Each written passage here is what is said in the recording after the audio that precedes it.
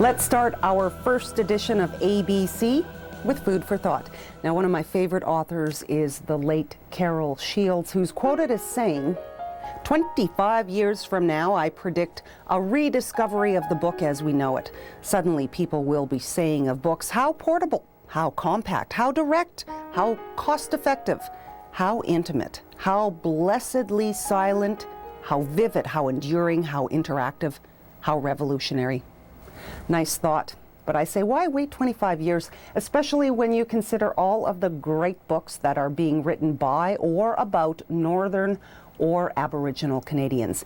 And tonight on the Arctic Book Club, we are going to talk about the latest book by Ken McGoogan. It's called Race to the Polar Sea. McGoogan has long chronicled the history of the North, and this book is a vivid and spectacular account of the adventures of American Elijah Kent Kane. Throughout history, the Northwest Passage has not been kind to explorers like him.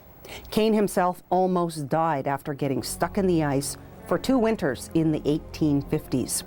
He went there on a mission to find survivors of the tragic Franklin expedition. He didn't find Franklin, but his voyage was significant nonetheless. Kane was meticulous at documenting details about the landscape and the sea. No one had ever been as far north as he traveled, and Kane was the first to discover the Humboldt Glacier, which is an extension of the Greenland ice cap. Secondly, Kane discovered what became the American route to the North Pole. But controversy seemed to haunt him his entire life. He came from an upper-class Philadelphia family where it was expected he'd practice medicine. He didn't. He had a secret and forbidden love, and he faced mutiny and death in his travels. But I have to admit that before reading Race to the Polar Sea, I had never heard of Elijah Kent Kane. So to talk about why that is, we're now joined by author Ken McGoogan, who is in our Toronto studio.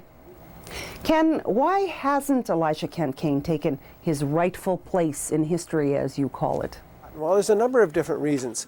First of all, the British, for example, created a lot of Arctic exploration history, but they're interested in their own story and their own explorers. And the same is true, really, of everybody.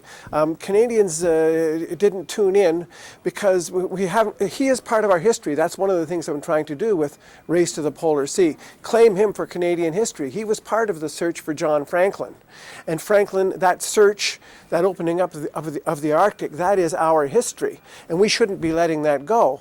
As to why, in particular, well, the Americans lost interest in him, I think, in part because immediately after he returned, and he was the most famous explorer of them all for a period there, but then came the American Civil War, and that it was a paradigm shift, if you will. Boom. And that kind of sucked all the energy out of the history of the years surrounding that event. Kane and his crew got stuck in the polar ice for 2 very long, very harsh, and very dark winters. They surely would have died had it not been for being rescued, basically, by the Inuit. Tell me about that relationship. Oh, they had quite a horrific time, as you're saying. They got trapped in the ice, farther north than anyone had ever sailed before. They were up above the 78th degree of latitude. And what happened was, well, they thought they would get out after 1 winter, but then came the second winter. And by then, people had suffered amputations. 2 men had died. They began running out of fuel. They were cold. It was dark, and it was indeed the Inuit who came to their rescue. Kane came from a prominent Philadelphia family, but he was able to grow, and that was one of the great things about him. So he was able to establish a rapport with the local Inuit, who'd really never seen, most of them, any Europeans or Americans before. So Kane was able to establish a rapport and to create a kind of an alliance. So Kane was an ambassador then between the Inuit and other explorers who came after him. But other than that, what was really accomplished? Because I'm not sure you could call his adventures a success. He was the most literate of all the explorers, bar none. He was a brilliant writer, and he was also an exceptional artist. So when he returned, when he did get back, he created a 2-volume masterpiece, really, called Arctic Explorations, in which he described, well, not only the physicality of the high Arctic, but also the Inuit people. And so he was able to show and broadcast to the world what it was like to be in that environment, what it was like to hunt walrus, to hunt polar bear, to travel in the land up there, and what the Inuit were all about. He was the one that was really a pioneer in creating the image and the understanding that there were people up there, unlike in the Antarctic. Now, you reenacted the trip of sorts just recently. Please tell me about that. Oh, I had a fantastic time. There's an adventure travel company called Adventure Canada, which is based in Mississauga, and they took me aboard as a resource historian, and I was able on this high Arctic adventure, as we called it, to sail up. Very much in the wake of Elijah Kent Kane, up through Baffin Bay, up towards Smith Sound and Kennedy Channel. We did get turned back before we got obviously as high as Kane did, but had experiences on that trip. For example, at Beechy Island, where Kane was one of the first to discover the graves of the first 3 sailors to die during the 1845 Franklin expedition. Walking along the beach there, we were driven off by a polar bear. That was the kind of thing. But it was really quite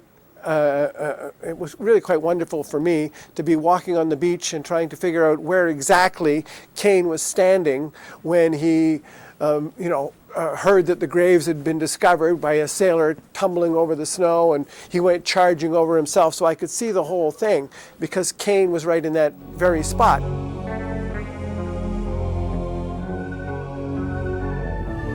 Author Ken McGoogan, as you heard, just talked about writing Race to the Polar Sea. So tonight on the Arctic Book Club, we are introducing you to Annalise Poole with Prelude editorial of Yellowknife. She and I will talk about our thoughts on in many books in the coming weeks. So tonight, your first impression?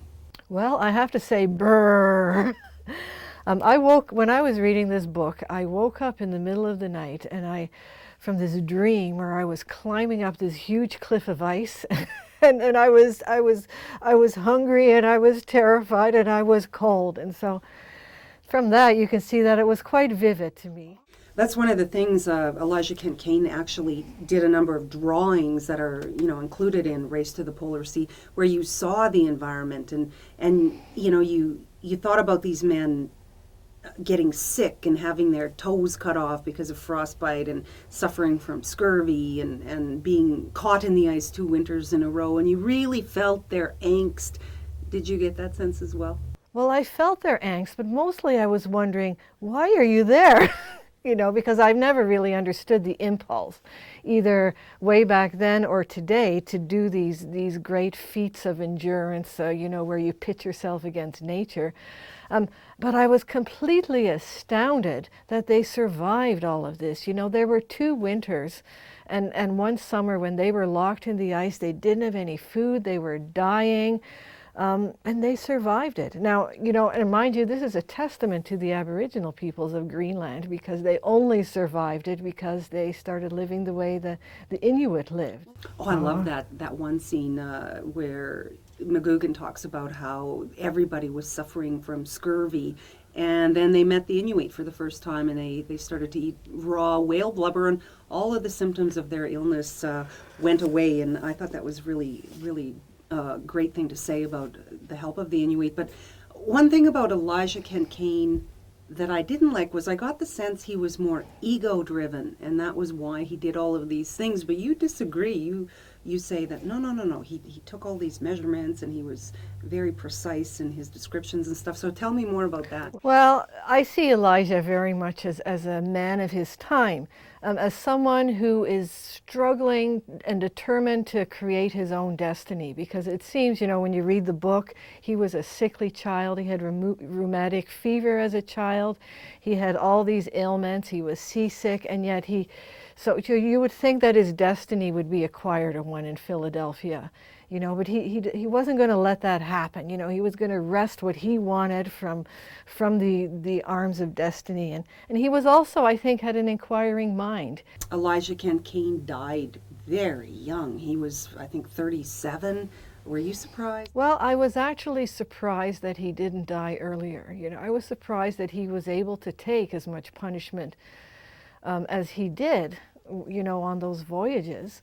And I mean, and the endurance the man had, and because he was a weak, a physically sickly man. So I wasn't overly surprised that he died so soon. Whether you like Elijah Kent Kane personally or not, I loved Race to the Polar Sea. I thought it was an excellent book. What did you think? It was fabulous. I thought the book was great. Any book that puts me into the story so that I have dreams about it is fabulous. And I agree with Annalise. If you have an interest in Northern or Canadian history, Race to the Polar Sea is a great pick. You can find out more by visiting Ken McGoogan's website. For the Arctic Book Club, I'm Carol Morin.